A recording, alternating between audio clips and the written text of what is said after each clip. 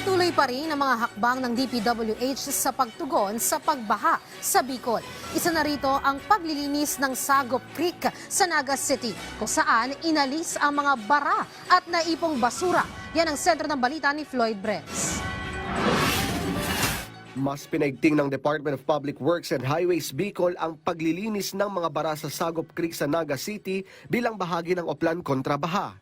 Kabilang dito ang pag-aalis ng mga naipong basura, putik at iba pang sagabal sa daluyan ng tubig para mapabuti ang agos at maiwasan ang pag-apaw ng ilog sa mga karatig na komunidad.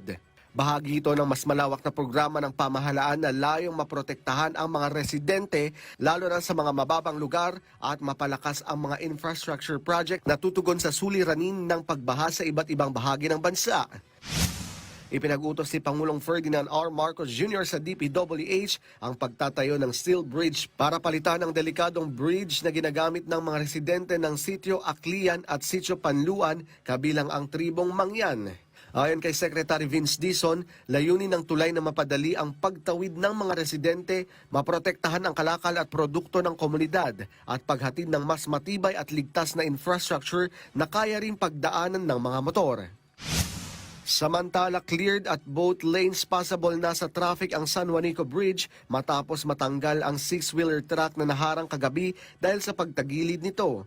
Agad na rumesponde ang iba't ibang ahensya kabilang ang Philippine Coast Guard, pamahalaang lungsod ng Tacloban, Traffic Operations Management Enforcement and Control Office, Philippine National Police at Department of Public Works and Highways Regional Office 8 sa pag-aalis ng truck para maibsan ang pagsikip ng trapiko.